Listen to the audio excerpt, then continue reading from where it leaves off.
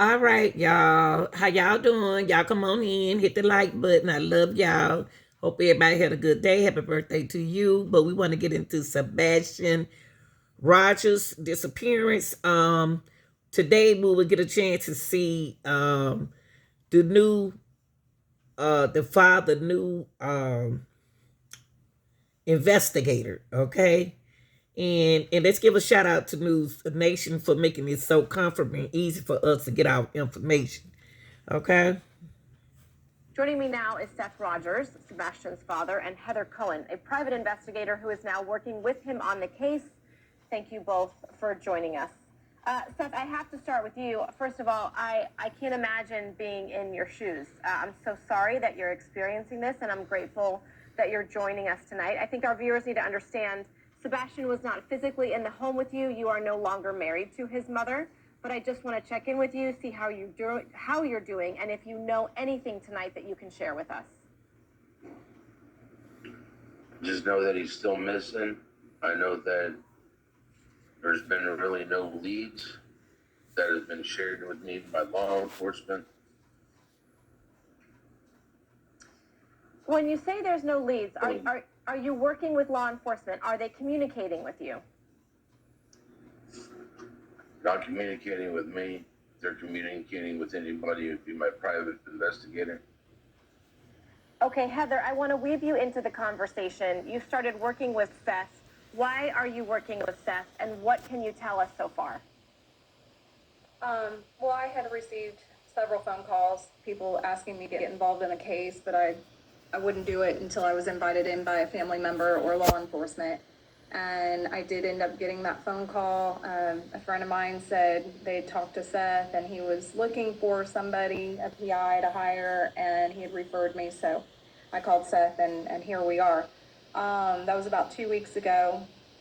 And yes, law enforcement was standoffish at first with me. And I think that's just because, they had some...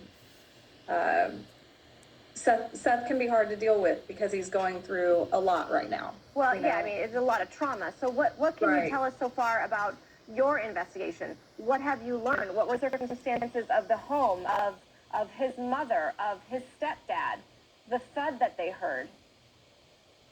Well, I can tell you that from my investigation, I believe that this is a domino effect of events. I believe that we have to go all the way back to probably December and January are going to be key months.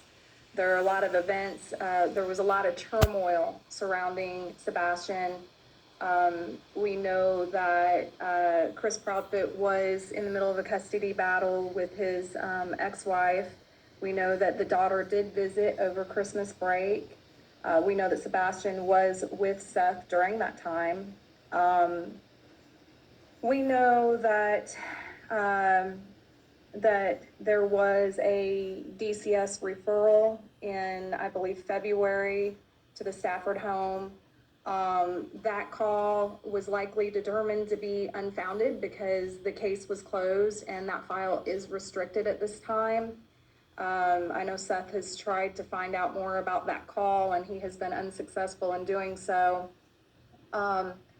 But I've also recently learned that there may have been some talk about Chris leaving Katie, and I feel that probably had something to do with Sebastian, so there may have been some trouble in paradise.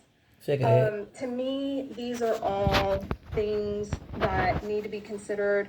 Could these things have led up to maybe Sebastian just feeling a certain kind of way, and leaving? If he overheard a conversation between Chris and Katie where Chris is saying he can't deal with it anymore, he's out, whatever, that could have been motivation for Sebastian to just leave.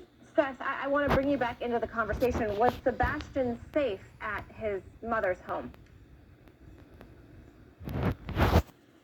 I've heard some things. I have mixed feelings about that.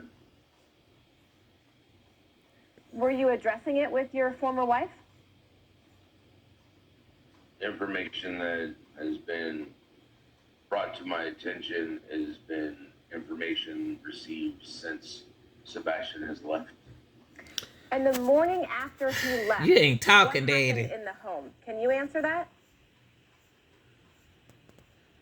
I know that I received a phone call on my cell phone that I didn't get until I got off of work.